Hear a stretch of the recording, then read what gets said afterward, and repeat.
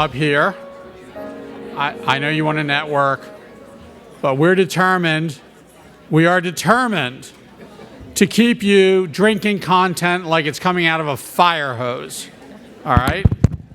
So, without further ado, let me turn the panel over. And this is great to have a panel of CEOs.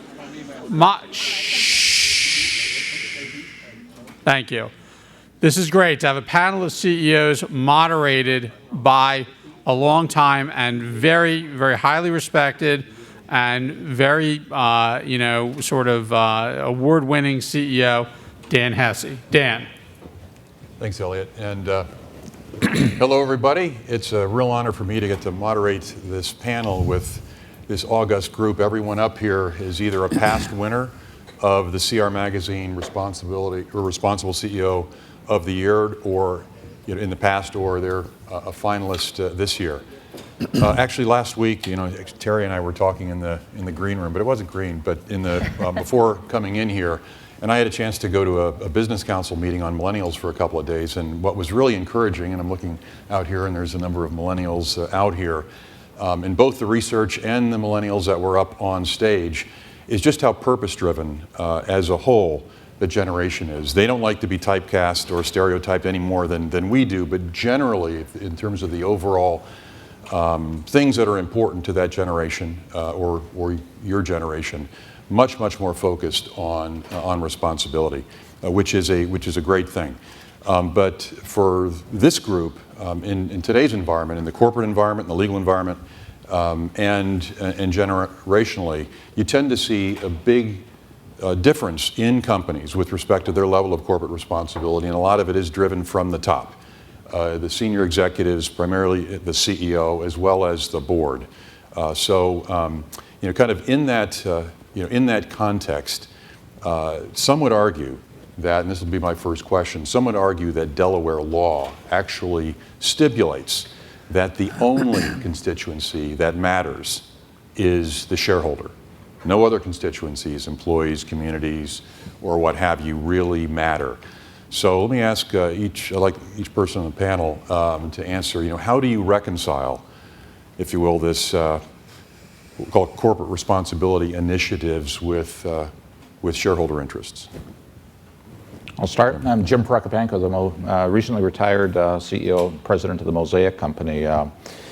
I don't dispute that. The objective of companies is to create wealth for its and value for its shareholders. In part of doing that, the business we're in, mining, extracting, processing potash and phosphate ore into finished phosphate fertilizer, we have a big footprint. We impact the environment. We use the resources of where we operate. And to do that, you need a license to operate. Without the community's support, approvals, regulators' support and approvals, we will not get our license to operate, and in turn, we will not get our next mining permit, we will not get our new plant expansion approved. So serving a community, bringing them value, allows us to get the license to operate, to run our business, to generate the returns for the shareholder. So they're both serve at the same time, and an important part of any corporation. What is your purpose? To serve some greater good, and through doing that, you will reward your shareholders. Ben? So I'm Ben Folk, and I'm the CEO of Xcel Energy. It's a Midwest utility. We serve 8 states from Minnesota all the way down to Texas, regulated, and we have a reputation for environmental leadership. We've been the #1 wind provider for 11 years in a row now. So we know a little bit about renewables. And to the question specifically,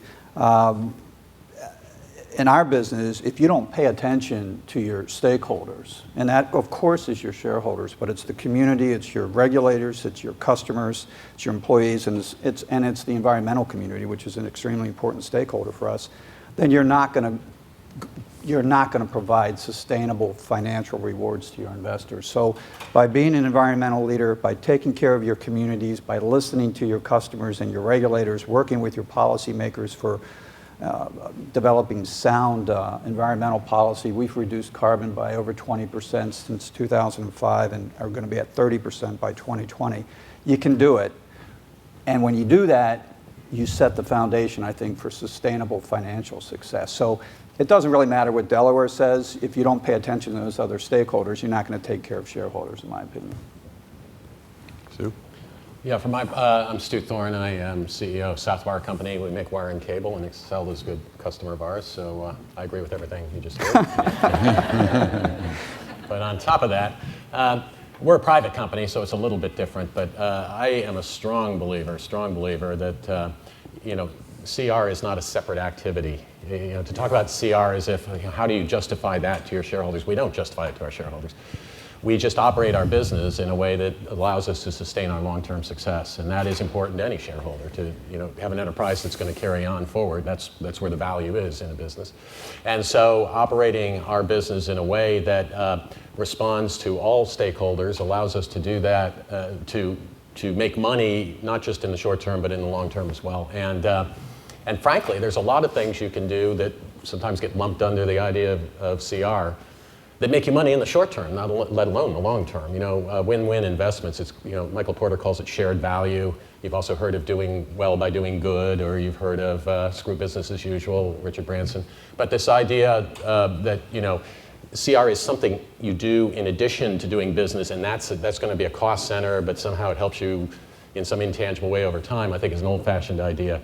I think investments in doing good for the community can also do great things for your bottom line, even in the short term. Great. Terry? Hello, everyone. I'm Terry Ludwig, and I head up Enterprise Community Partners. And enterprise is an interesting business model because it's set up as a social enterprise, which means we have a blend of for-profit and nonprofit businesses that sit below the company. And it's with the intention of making sure that we are meeting it's very much a purpose-driven company to serve underserved markets, low-income families across the United States, and bring products and services that are relevant. And primarily what we do is we bring affordable housing, a lot of financing for charter schools, primary care facilities, all kinds of products and services that low-income families and communities need in order to thrive and to move forward. And so I would just say that similar to what you've just heard, we really do blend in our purpose throughout our whole business. And we have many stakeholders, investors, philanthropic partners, a lot of for-profit partners. And we have to demonstrate not only our financial capabilities and discipline and being able to provide a bottom line result, but we also have to be able to be very thoughtful about providing our social impact, and the rigor with that is really equal to how we bring our financial bottom line to our shareholders, our stakeholders in this case. And I would just say that by being closer to the community, what we found is that we're able to innovate. We've brought about $18 billion of capital to distressed communities, and by understanding what those needs are, we have for-profit businesses that then we make money from that, and our social enterprise, every dollar we make then gets channeled into things that we can do on the policy side or on giving back in different ways. So that's, as a starter, how we're set up. Well, thanks, Terry. So we have a mix of public and private. Mm-hmm. Do any of your investors actually ask questions about CR, positive, negative, or do they care? Is it just something that you need to bring up, or do you get pushed either in a positive or negative way by any of your investors? I mean, I can start with that. It's governance is a part of the investor checklist. So they are gonna ask you about your basic governance. Obviously, we have the shareholder watchdog groups too, and so that all matters. For us, we tend to try to focus on more longer-term investors because what we're doing with the environment and decarbonizing our fleet in an orderly, affordable fashion also de-risks the portfolio. So they're still interested in the green of green and how that's going to make them money, but they also know that if you're not getting on board, and if you're not setting the agenda and making it happen on your own terms, you're creating risk in your portfolio. So some investors are more focused on it, quite frankly, than others, but the ones that are more long-term focused, which is who we try to court the most, do care about that. The experience I've had is, and this is after hundreds of investor meetings across the country, around the world, I'm surprised at how little specific inquiry they have about elements of your sustainability, your corporate responsibility. I think there's an expectation that this is just good hygiene, good housekeeping. You're going to accomplish that. But there's very, very few that would say, well, how has your safety performance been? What's your employment engagement scores? And my challenge to investors is you should be more interested in that. When I look at our businesses, on our facilities and our operations, I can tell if it's running well or not by the local housekeeping, the observations you make. You look at the safety performance, engagement scores. You look at that, employee engagement, that'll tell you about the safety, about the housekeeping. And investors, I think, assume you're going to do what you're supposed to be doing. You're not. You get their attention if something goes bad or something goes wrong or if there's an environmental incident. But it's, out of hundreds, I could think of one or two. And an epiphany for me was when I was just starting, I had a meeting with a ethical fund at Goldman Sachs and went through the discussion, told the story, and the lady, the portfolio manager said, well, what's your sustainability plan? There's nothing on your website, and you're a relatively new company, and got my attention. And that one person asking that one question got Mosaic started on saying, investors are interested in that.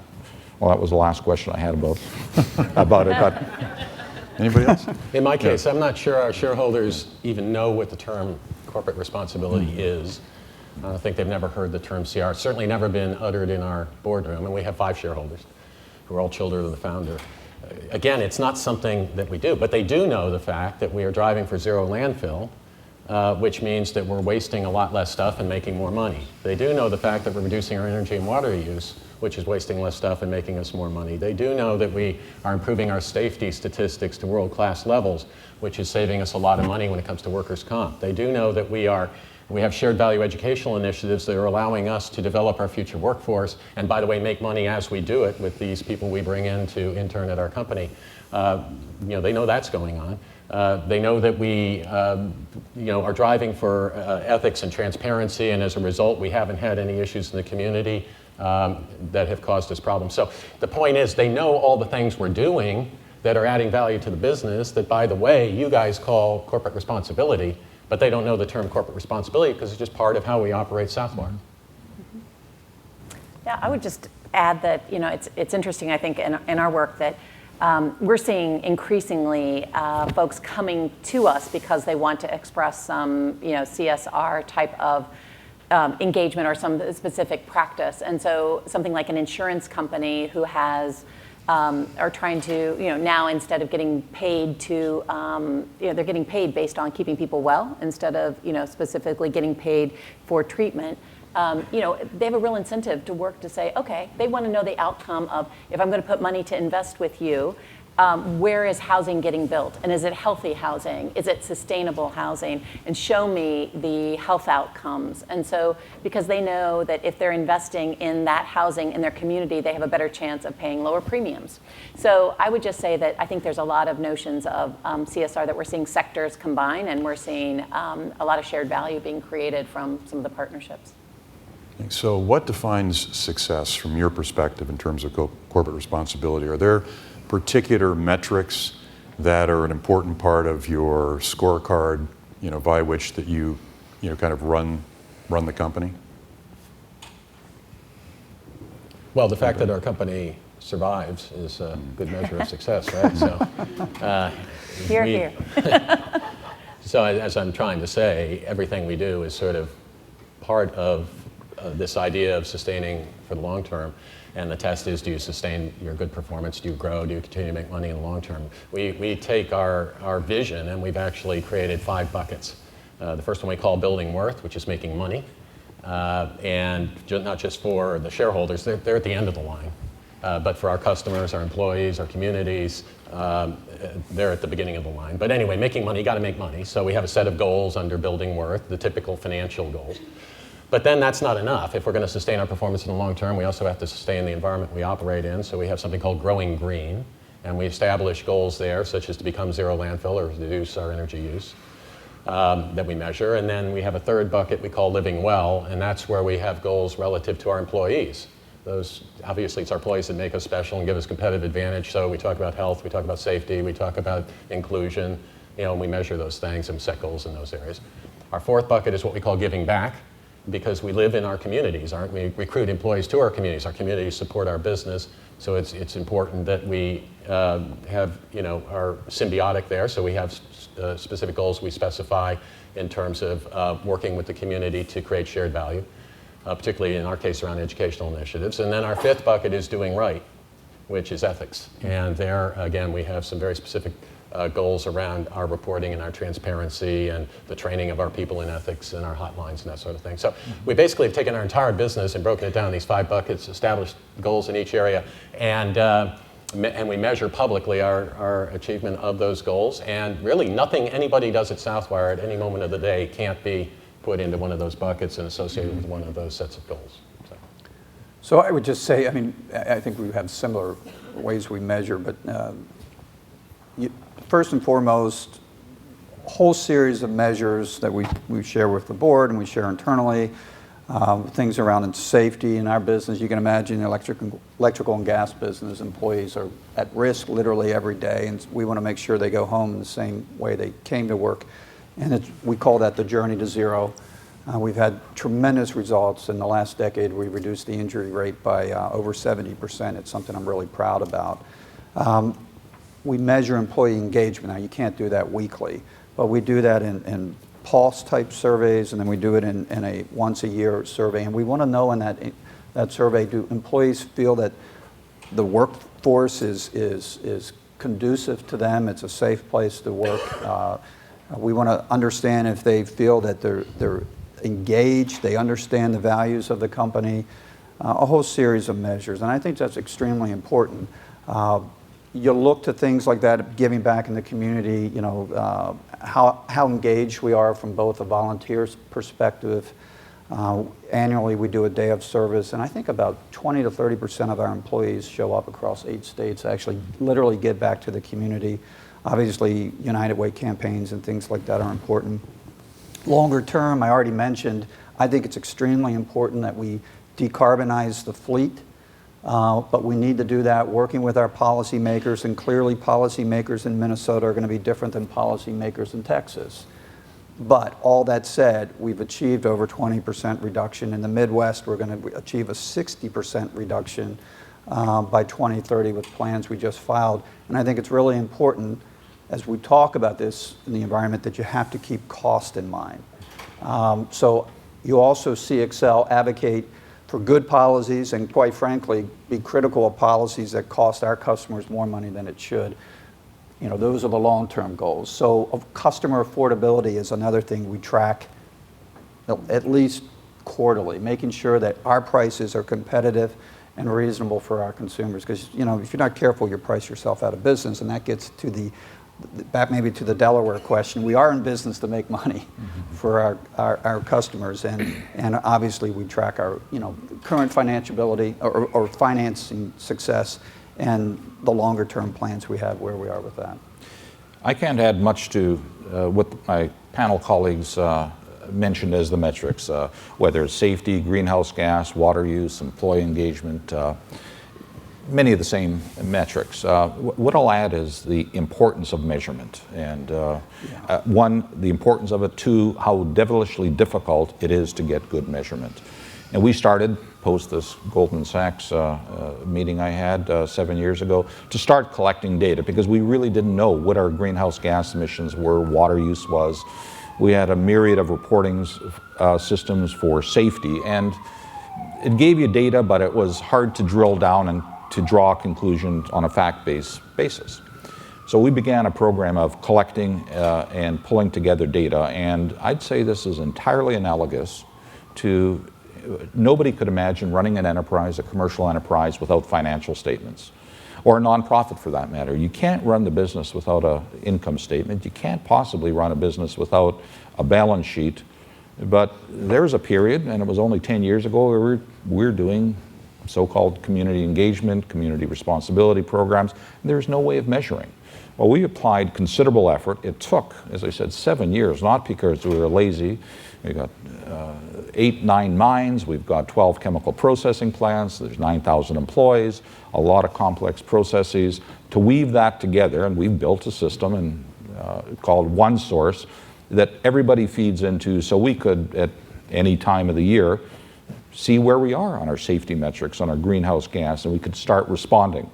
So it's taken us 7 years to get there, and it's only now that we are confident of our reporting abilities, and got a couple colleagues here that are, I hope they're agreeing with me that we are there, and now we are setting, as Ben had mentioned, where their company has been at, setting reduction objectives. So we have set an objective to reduce waste, greenhouse gas, and water usage by 10% within the next 5 years, along with community engagement, not just giving and dollars invested in communities, but hours spent. So we now can at least have a fact base to make decisions, is this working or is this not? But it's not as easy as we first thought. You want to add anything, Terry? Or? Yeah, I would just say that we have an added, we do many of the same things, similar buckets, and I would just say that also we push ourselves to say, we're all very good, our organization company is very good at measuring outcomes, or outputs, if you will. Like, we can build housing, we can build primary care facilities, do charter schools, we can do a lot of those things, and those are all very easy to see. How many dollars did we finance? In a typical year, we'll maybe put $4 billion into communities. And we can see the outputs, and that's great, and we can measure that. But what are the outcomes, right, for the families? And that is something that, we don't have the resources to do, quite frankly, and I think all of us find that it's very hard to measure those things. And so I would just add that increasingly we're challenging ourselves. Our employees are challenging us to say, it's great that you've done that, and that seems quite socially responsible. It seems like a great output, but what is the outcome, and have you changed that life? Since that's the business I'm in, right, and is to change the life. So. Thanks, Terry. So for each of you, is there one particular CR initiative that you're the most proud of, that if you could pick one to kind of define your legacy, that would be it? Yeah, I can talk about program. I've made reference this morning to shared value educational initiatives, and we got a slew of them at the college level, at the technical school level, at the high school level with STEM, with kids interested in engineering, et cetera. But one in particular that we focused on is focusing on kids who are about to drop out of high school in our county, which is bad for Southwire, because if they're going to drop out of high school, we can't hire them to support our growth, because we have a rule that we only hire people with high school educations. So we're growing, and we need to have a workforce to draw from, and kids who are dropping out are on that cusp of either building a workforce or not. So we actually built a factory. We call this program 12 for Life. If you finish 12 years of school, you have a better life. But we built a factory, and it's 100% staffed by kids who are about to drop out of high school. And it's during the school day, it's not after the school day. So the school system is a joint venture partner in this. They've agreed that the time spent in the factory counts towards their degree. They get paid at a much higher rate than they would have been paid after school, but they're earning this during school.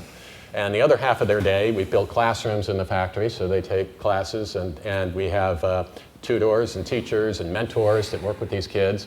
And as a result, we've gotten 1,000 kids through high school and graduated into our community who otherwise wouldn't have graduated. And that's part of the good news, talking about a measurement. But the other part of the good news is we make $3 million a year off the program, because these kids are very productive. They're part-time, not full-time, so they don't get benefits, which I'm very proud of. I'm very proud of the fact we make money off the program, because that's what makes this scalable. And by the way, we built our labor force, which was the original intention. A lot of these kids end up coming to work for us. Some of them have moved on to supervisory positions. Others go and work for other companies. Others go in the military. Others go on to college educations. Kids who wouldn't have otherwise graduated from high school, maybe the first in their family ever to graduate from high school. So we've done great things for the community, great things for the school system, great things for the kids, great things for ourselves. Everybody wins. I don't know if you call it CR or not, but all I call it is doing good business and creating shared value. So I guess I would hope my legacy would be, I'm going to try to get a twofer in here, transforming our generation. So that's where the twofer comes in. Our generation fleet, how we serve our customers with electricity, we talked about that. We are definitely going to decarbonize the fleet with affordability and reliability in mind. But it's also transforming the generation of worker. We have half of our workforce that is retiring over the next 10 years. And that's an enormous challenge for us. There's a lot of legacy information that walks out the door, but it's also an enormous opportunity to really reseed the culture and get the workforce ready for the challenges and the opportunities that await them. So we have moved from a skill-based hiring methodology to more of a value-based hiring practice. I'm a big believer you can teach skills, but it's a lot harder to teach values. So we want to make sure that we hire a workforce that has the shared values. So I'm extremely excited about working hard to hire from the community, and we have a big disparity gap in the Twin Cities in Minnesota. It's everywhere in the nation, but we're trying to solve that, and I'm really passionate about hiring veterans. It's the right thing to do, but it's for them and the service they've given, but they have the right stuff literally with the values they have. We bring them into their workforce, and they've been an enormous asset for us. And so what you have to do though is, and this is where I push my organization, you have to go that extra step. You have to translate military skills into civilian skills. You have to create a support system so that the veteran stays with you once you hire him. And I tell you, we're reaping the benefits of that. And so that's something I'm really proud of. Thanks, Ben.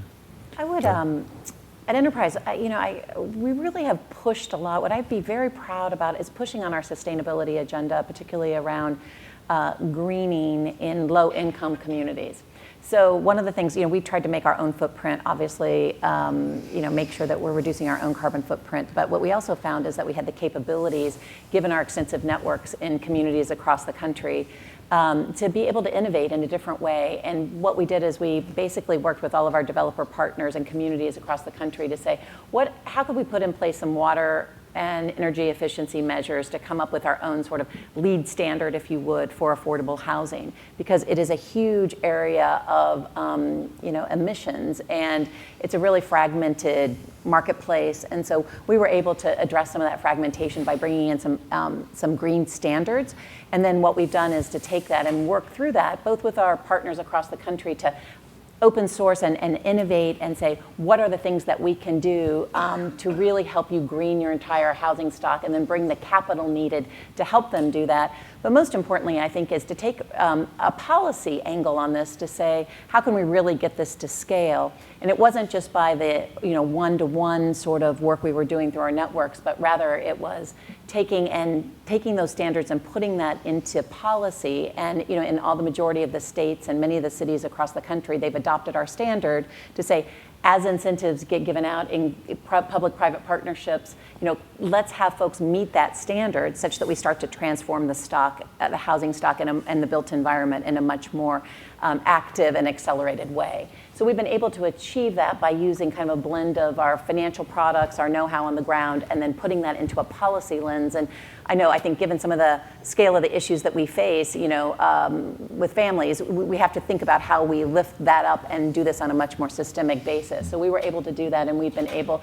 as a result, to see our own portfolio, for example, of greening, double, triple, and I think we've really gotten to a tipping point now where we've changed the marketplace. What I'm proud of, one tangible, practical example at the Mosaic Company is around water usage. We use, in our Florida phosphate operation, a lot of water, 60 million gallons a day, and that water is used to make phosphate fertilizer, and it's impacted, then we have to treat it after we've used it. And that has an expense. So first of all, it was, how can we reduce the amount of water we use? Florida, a water-rich state, at times they are water deficit, but there's maybe a little more water deficit at times now. So we have our water, which is effectively free. So there's no cost to using water, and that's somewhat the way I expect all of us in this room operate. Whether it's a 5-minute shower or 10-minute shower, it would be different if a shower cost you $25 or $50. So we are working in this, I believe, a mispriced system where water isn't properly valued. We anticipate that sometime in the future that will change. So you're saying, can we reduce the water usage in our production facility? And how do we go about doing it? What would that mean? What would it cost? And we said, well, let's just try to, the little drips, the little spills, the little steam leaks, just be more thoughtful about using water. Well, after about 18 months at one facility where we piloted this, we went from using about 1,200 gallons per ton of finished phosphate to 900 gallons. And we didn't spend much more than a couple $100,000. No big capital expenditures, pinching off leaks, steam leaks, variable rate water flow pumps, down to the mundane of going into the restrooms and having variable flow facilities in the restrooms. Reduced water usage by nearly 25%, and that was without much of an effort. And so this has gotten us on to, through the whole organization, what can we do? And there's a virtuous cycle that emerged here. It was to reduce water use. The result was we reduced wastewater creation that we had to treat. And so there was, although no economic benefit at the time to reduce water use, the result was a significant economic gain by not having as much wastewater to treat. And that is true in greenhouse gas emissions, energy use. The other one we do is we have a lot of steam waste heat through our processes, capture that steam heat, run turbo generators, create electricity, and help power some of our facilities. So and that's paying back, although it was a large capital investment. The virtuous cycle is, well, there's much less greenhouse gas emissions than what we're doing. So it does work, and it's having the confidence, and I'm just so proud at leaving a legacy at Mosaic that people value this. People see how they can impact their operations, and they live in these communities. They're adjacent, they're neighbors, they live down the street. So they see the benefit of it, and people are really getting into it. It means a lot to them. Thanks, Jim. Thanks, everybody. So Pope Francis, of course, very well-publicized trip to the United States recently. Both before and during his visit, he's been quite critical of capitalism and thinks it needs to be less greed-driven, less materialism-driven, a little more focus on our environment, our communities, things like income disparity and what have you. So I'll open it up, ask anybody here, do you think that capitalism needs to change? Excellent question. I think religion could be more inclusive, more peace-loving, but that's like saying, all religions are the same.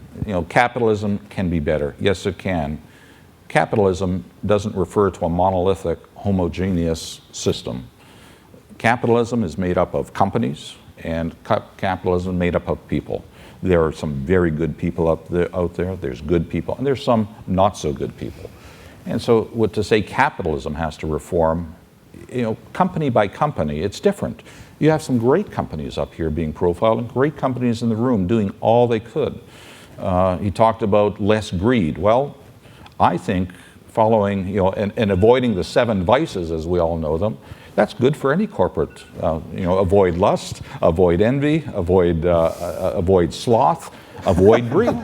I'm all for it. Nothing wrong with that, and I believe the companies I'm affiliated with all practice that. So when we say capitalism, it's not one thing. It's millions of companies and millions upon millions of people. And I think that it becomes a cultural, behavioral, personal kind of thing. And companies we deal with are all, they try to make their communities better. They live in the communities they work. So selectively, absolutely, there's some bad players out there, and they've got to have pressure brought on to them by whether it's NGOs or investors or employees to become reformed. Yeah, what did Winston Churchill say about democracy? It's the worst form of government except for all the other forms of government. Mm-hmm. I'm not sure, and I agree with Jim, I'm not sure what we would replace capitalism with. And if you really step back, we probably don't have a pure capitalism anywhere in the world anymore, but capitalism as we know it, I think, has lifted the standard of living pretty significantly. I mean, and so sometimes we forget the good that perhaps comes with the bad and the few bad actors that Jim mentioned that are out there. But generally, I think, market-based, the power of the individual, the entrepreneur, that's what's going to drive societal advances. Now, I'm a Catholic, so I'm not going to argue too much with the Pope, but I'm going to stick with the spiritual message that I think he was trying to deliver as well. I'm a big fan of capitalism. I think capitalism has created an amazing world, and lifted a lot of people up all around the world in a way that's sort of been the invisible hand, right? It's sort of the system, in a sort of self-adjusting way, has done incredible good in the world. Does that mean that the system, so I wouldn't blame capitalism for the problems in the world. I would blame the fact that maybe capitalism is not perfectly implemented. I mean, and that's where regulation comes into play. I'm not against regulation. I think you need regulation. For example, the air, we can draw from each other's air and then can pollute it and throw it back out into the world. And if there's no regulation against that, you can have a thriving business under a capitalistic system. You're not paying for that air, but you're polluting it for everybody else and reducing the health of the world. So that's an example of where there has to be some regulation, but it's not because capitalism is bad, it's because no one has found a way to put a price on air yet. So you need to sort of bring that in as one of the parameters of capitalism to make it work. So blaming capitalism, I think, is a fool's errand. I think the real issue is more how do you regulate capitalism in a way where it recognizes the cost of some of these wasting resources that we can maybe pull into our companies for free but have a cost to that.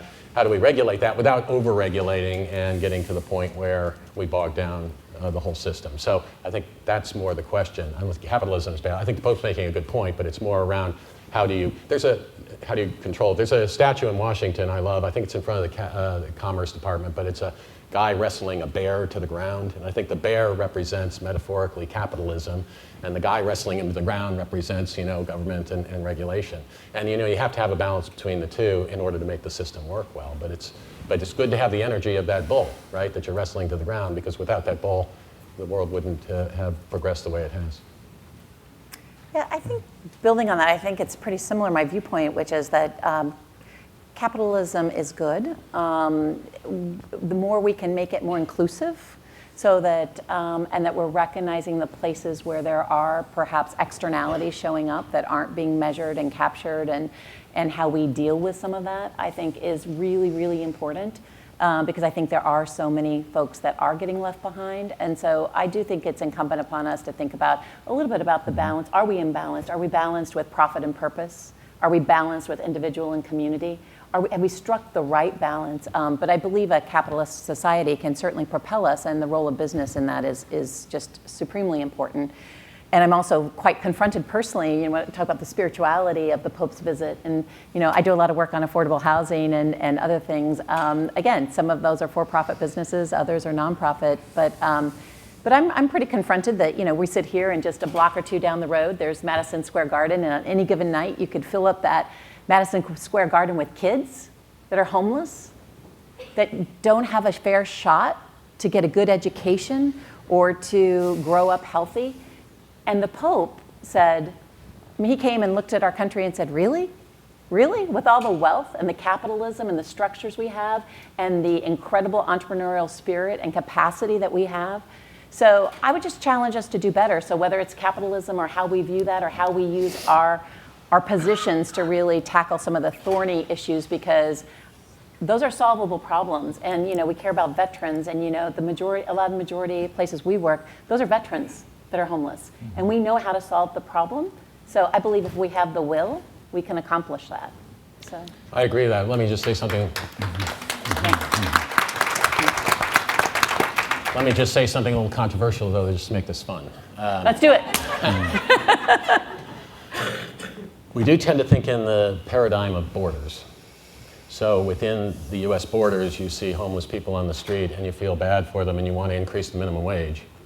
But then there's a lot of homeless people in China and Mexico and India that are living even more economically deprived lives. And by by allowing jobs to go overseas, which is a horrible thing we all say, we're actually improving the standard of living for those people.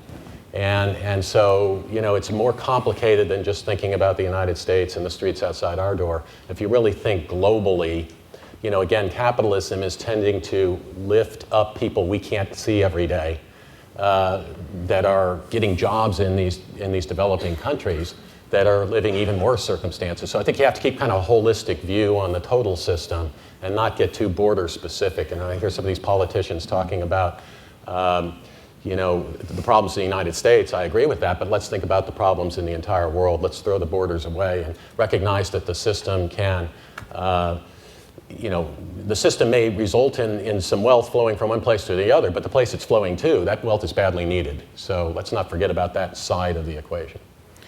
For those, I won't take time here, but for those of you who are interested in this particular question, I was interviewed by Forbes magazine about the Pope and this particular issue. So if you Google on Pope Francis, Dan Hesse, Forbes, I'll give you a long answer. But net is, I believe that this non-capitalist has the potential to change capitalism more than any capitalist in the history of the world, and in a very positive way. So I'm a supporter of capitalism, but I think like anything, like any system, it can get better. And he could, from his bully pulpit, if he could get consumers to pay more attention to what corporations are doing and vote with their dollars, because that's what capitalism is all about, is buy from companies. You have two widgets here. One's a penny more, but it comes from a very responsible company. One's a penny less from an irresponsible company. If consumers would vote with their dollars, all companies would, I believe, move, and, if you will, CR would be aligned with short-term shareholder interests much more than they are today. So I'll move on to one last, well, we have time for more, but this might be the last question. So all of you are extremely busy. You run big companies, you have a lot of constituencies competing for your time. How do people, those in the organization and outside of your organizations, get your attention for CR initiatives? How do you get the attention of the CEO? I think there's in my experience, there's a couple of approaches. One, to have a big whopping crisis. We faced that trying to get a mine permit. It was caught up in the courts, and it was almost going to bring us down. And that really focused our mind to what we do in the communities, how we get support prior to going through the very extensive mine permitting process. And we did it very legalistically. We did everything right, but that wasn't enough. You had to do more than just do by the letter of the law. You had to engage other groups. And so that's one way. When you do have a crisis, and we all face one someplace, that focused the mind. The other way, when you don't have the crisis, and hope you don't face those, is by showing what the connection is and drawing a sound argument, a commercial argument, how this is going to help the company, help the customer, reduce costs, increase revenue. And if you're innovative enough and creative enough, there are, as I say, this virtuous cycle. Reducing water use reduced our waste generation. The gentleman from Waste Management told an excellent story, and I was in a procurement function at a previous company. Well, with the paint, and I thought it was just brilliant. You not only overspent on buying paint you didn't need, then there was a cost of disposing of the paint you didn't need, which may have been as expensive or more than the paint. And so just thinking about your whole system like that and drawing those connections from one step to the next step through the whole value chain, you could make a case for most community investment kind of cases, or sustainability or environmental or what it might be. So it takes some innovation, creativity. It's not simple. You know, it's not hard to get my attention on it, because I really think as the CEO, you do set the agenda, you set the tone. We've all heard the tone at the top, but it's a cliche that happens to be true. And you have to do that. You have to use the opportunity when you communicate internally and externally to reinforce your messages. But it's also, to me, the other thing that a CEO needs to be focused on is risk. And, you know, some risks are very transparent, some aren't. And those are the ones that'll really cause that crisis situation. You cut corners to hit a budget. Maybe you don't put some money into a pipeline system and you have an explosion. Well, that's a really bad day for a CEO, and it's a bad day for the public as well. So we have, I think you have to constantly reinforce that we're going to do the right thing. We don't cut corners. I'm here to listen to bad news. I'm not going to shoot the messenger. And it's the right thing to do, but it's risk mitigation. And it's that long tail risk, you know, that 1 out of 100, 1 out of 1,000 that you got to avoid your organization, starting with yourself, of rolling the dice saying it's not going to happen on my watch, because it's going to happen on somebody's watch. And it's one of the things I really focus on, frankly.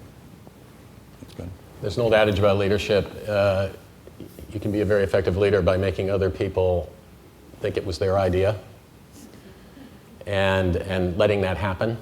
And I think that's my advice to sort of the CR profession.